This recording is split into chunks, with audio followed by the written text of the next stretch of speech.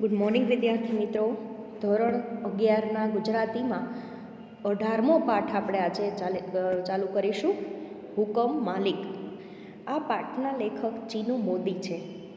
આપણે સૌપ્રથમ લેખકનો પરિચય મેળવીએ અને ત્યાર પછી આપણે પાઠની પ્રસ્તાવના જોઈશું અને પાઠ ચાલુ કરીશું.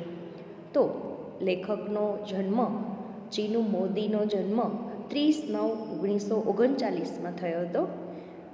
આ ચીનુ મોદી છે તેને ઇરશાદના નામથી પણ, એટલે કે ઇરશાદ એમનું ઉપનામ છે, તખલ્લુસ છે, એમના નામથી પણ જાણકાર છે. એટલે કહી શકાય કે એવા ચીનુ મોદી કવિ તરીકે, નાટ્યકાર, નવલકથાકાર, વાર્તાકાર, વિવેચક વગેરે તરીકે ચીનુભાઈ ચંદુલાલ મોદી છે. અને આમ કહી શકાય કે એમનો જન્મ ઉત્તર ગુજરાતના વિજાપુરમાં થયો હતો. તેમણે પ્રાથમિક શિક્ષણ વિજાપુરમાં અને માધ્યમિક શિક્ષણ ધોળકા એટલે કે અમદાવાદ જિલ્લામાં લીધું હતું. MA LLB PhDની પદવી પ્રાપ્ત કરીને વિવિધ સ્થળોએ અને અમદાવાદમાં ગુજરાતીના પ્રાધ્યાપક તરીકે દીર્ઘ સેવાઓ બાદ નિવૃત્ત થયા છે. તે રેક કૃતિ ઉન્મૂલન અને હોટલ પોએટ્સ ગ્રુપ એસોસિએશનના તંત્રી પણ રહ્યા હતા. ખાસ કરીને આપણે ચીનુ મોદીની જે રચનાઓ છે એના વિશે વાત કરીએ તો ઉર્ણના શાપિત વનમાં, દેશવટો, ક્ષણના મહેલમાં, દર્પણની ગલી, ઇરશાદગઢ, અફવા એમના ગઝલ કાવ્ય સંગ્રહો છે. ત્યાર પછી તસ્બીહ પ્રકારની નવા સ્વરૂપવાળી ગઝલ કવિને પોતિકો ઉન્મેષ છે. બાહુલ અને નળાખ્યાન એમના ખંડ કાવ્યો છે. ડાયલના પંખી, કોલબેલ, હુકમ માલિક તેમના એકાંકી સંગ્રહ છે. લીલા નાગ, ભાવચક્ર, ભાવ અભાવ એમની નવલકથાઓ છે. ડાબી મુઠ્ઠી જમણી મુઠ્ઠી એમનો વાર્તા સંગ્રહ છે. તેમણે સંશોધનો, સંપાદનો પણ આપ્યા છે અને સર્જક તરીકે પણ પ્રયોગશીલ રહ્યા છે. આમ વધારે પડતું ચીનુ મોદી જે છે એમણે ગઝલ કાવ્ય સંગ્રહ, ત્યાર પછી એમની જે ખંડકાવ્યો અને એકાંકી સંગ્રહો આપ્યા છે. આપણું જે આ હુકમ માલિક છે એ પણ એક એકાંકી છે, બરાબર. આમ કહી શકાય કે ખરેખર ચીનુ મોદી છે એમણે ઘણી બધી વાર્તાઓ પણ આપી છે અને સંશોધનો, સંપાદનો કર્યા છે. સર્જક તરીકે તેઓ ઘણા બધા મોટા પ્રયોગશીલ રહ્યા છે. ખાસ કરીને આપણે આ જે નવલિકા જે ભણવામાં આવી છે એ એકાંકી છે. પ્રેમકથાના પૂરા કલ્પનાનો સરળ વિનિયોગ જોવા મળે છે. આ એકાંકી અધિકાર અને જીન એવા બે પાત્રો છે. અધિકાર છે એ અધિકારી એટલે કે શાસક છે અને જીન છે એ સેવક છે. જે માગે એ જ હાજર કરી દેનારો જીન છે. એના ઘરમાં કોઈને પ્રવેશ કરવાનો અધિકાર નથી. છેલ્લા 25 વર્ષથી અધિકાર એટલો અહીં રહે છે અને જીન તેની તહેનતમાં એટલે કે સેવા કરવામાં હાજર રહે છે. અધિકારીની 3 તાળીઓ જીન હાજર થઈ જાય એની તમામ ઈચ્છાઓ પૂર્તિ કરી દે છે. પરંતુ આટલી સુવિધાઓ વચ્ચે પણ અધિકાર હિજરાય છે.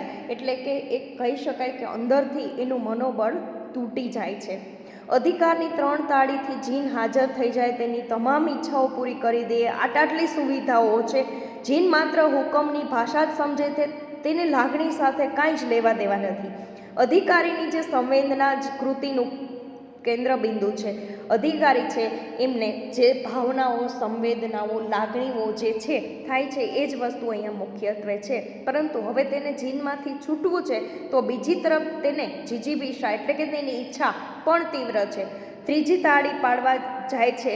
ખાસ કરીને જ્યારે આનો અંત છે તો એ અંતમાં જીન છે એ એનાથી અધિકારી છૂટવા માગે છે. અધિકારીની સંવેદના જ એવી હોય છે કે હવે અધિકારી જીનની સાથે રહેવા માગતો નથી.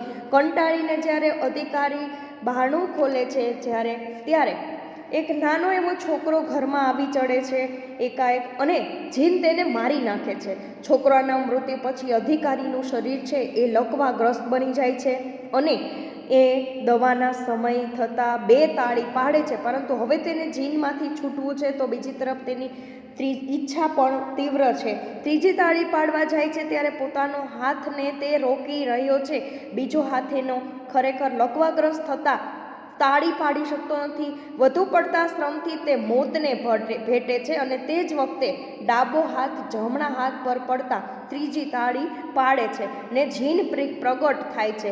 સમગ્ર એકાંકીમાં હુકમ માલિક શબ્દો યંત્રવત બોલાય છે, પરંતુ રચનાને અંતે ધારદાર અને સચોટ બની રહે છે. ખરેખર તો સાચો અધિકારી પહેલા અધિકારી નહીં પરંતુ જીન છે તે વાતની પ્રતીતિ અહીં થાય છે. હુકમ માલિક જે એકાંકી છે એનો અધિકાર જે છે સામાજિક જીવ છે. તે સમાજની વચ્ચે રહેવા માગે છે. પોતાના સુખ દુઃખમાં મિત્રોને સહભાગી થવા માગે છે, પરંતુ કમનસીબે તેનો પનારો જીન સાથે પડ્યો છે. હવે જીન છે એ યંત્રવત કામ કરે છે, એટલે કે મશીનની જેમ કામ કરે છે અને તદ્દન લાગણી શૂન્ય છે એમ કહી શકાય. બરાબર. તો વિદ્યાર્થી મિત્રો, આ જે એકાંકી છે એમાં આવા જીનથી કંટાળીને અધિકારી ઘરમાં કેવળ એ અને જીન સિવાય બીજું કોઈ રહેતું નથી. તે ખાવા પીવાનો શોખીન છે, સારા કપડાં પહેરવાનો શોખીન છે, બૂટ પહેરવાનો શોખીન છે, નાચગાન જોવાનો શોખીન છે, પણ તમામ શોખ માત્ર ઘર સુધી સીમિત રહે છે એ વાત તેને મનમાં ખૂંચે છે. ઘરની ચાર દિવાલ વચ્ચેનું જીનનું તેને જીવન જે છે જીન સાથેનું એ આકરું અને નીરસ તેમજ કંટાળાજનક લાગે છે. તે જીનથી છૂટવા માગે છે, પણ જીનની જે શરત છે તે કારણે તે ઘરમાં કોઈને બોલાવી પણ નથી શકતો અને આ જીવનની કરુણા છે એમ અનેક સુવિધા હોવા છતાં અધિકારી સમાજથી મિત્રોથી વિખૂટો પડી ગયો છે. એ માણસને ઝંખે છે પણ એની ઝંખના અધૂરી રહે છે અને અંતે તેના મૃત્યુનું કારણ બને છે. આ જ દર્શાવે છે કે માનવ સામાજિક અને સંવેદનશીલ જીવ છે, એટલે માણસ અને યંત્રની સાથે કંઈ જ ઉપમા કરી શકાય નહીં. વિદ્યાર્થી મિત્રો, આ જે એકાંકી છે એમાં આ બે પાત્રો એટલે કે જીન અને અધિકારી, આવી રીતે અધિકાર જે છે એ બંને વચ્ચે વાર્તાલાપ રજૂ થાય છે અને એ વાર્તાલાપને આધારે જ આખી એકાંકીનો જે સાર છે એ સમજાવવામાં છે. હવે જે તમને પહેલાં હું આના શબ્દાર્થો આપણે લઈ લઈએ. શબ્દાર્થો છે એ સમજી અને પછી આપણે પાઠને ચાલુ કરીશું. તો વિદ્યાર્થી મિત્રો, તમે તમારું આ શબ્દાર્થવાળું જે પેજ છે જીન, બરાબર, શબ્દાર્થ પહેલાં સમજી લો. જીન એ અહીંયા આગળ 96 પેજ ઉપર એટલે કે 96માં પેજ ઉપર શબ્દાર્થ છે. જુઓ, જીન એટલે એક જાતનું ભૂત છે, બરાબર. વિનીત એ સૌમ્ય એટલે વિવેકી. આલા દરજ્જાનો ઉત્તમ શ્રેષ્ઠ કહી શકાય, બરાબર. આલા દરજ્જાનો ઉત્તમ એટલે ઉત્તમ સરસ શ્રેષ્ઠ કક્ષાનો કહી શકાય. અટ્ટહાસ્ય એટલે ખડખડાટ હસવું. ક્ષણાર્ધમાં એટલે કે ક્ષણ માત્રમાં. લિજ્જત એટલે મજા માણવી. શૂન્યવત એટલે કે શૂન્યની પેઠે, હસ્તી વગર. ઠોયા જેમ એટલે કે હાલ્યા ચાલ્યા વિના જળની જેમ. લલિત એટલે મનોહર, સુંદર, બરાબર, ગમે એવું. અંગભંગીઓમાં એટલે કે અંગ વિક્ષેપ, ભાવનાને વ્યક્ત કરવા શરીરના અવયવોની ચેષ્ટા, એને શું કહેવાય? અંગભંગીમાં, બરાબર. શબવત એટલે કે મળદાની જેમ પડ્યું હોય એવું. શૃંગારી એટલે કે શૃંગાર સંબંધી. બીભત્સ એટલે ચિત્રી ચડે તેવું, બિહામણું, બરાબર. શિથિલ એટલે નરમ, ઢીલું પડી ગયેલું. સન્મુખ એટલે રૂબરૂ, સામે, સન્મુખ, બરાબર, સામે હોય એવું. ઉમળકાથી એટલે કે વહાલ, હેતથી, ઉભરાથી. નિષ્પલક એટલે આંખનો પલકારો માર્યા વિના. ચીલ ઝડપે એટલે કે ચીલ, સમળી પેઠે, ઝડપથી, ઝડપવું તે, બરાબર. વિહવળ એટલે ઉતાવળ. સ્ટ્રેઇન એટલે કે વધુ પડતો કે અતિ શ્રમ. હવે આપણે આ પાઠની શરૂઆત આપણે આના પછીના ઓડિયો દ્વારા કરીશ. Thank you.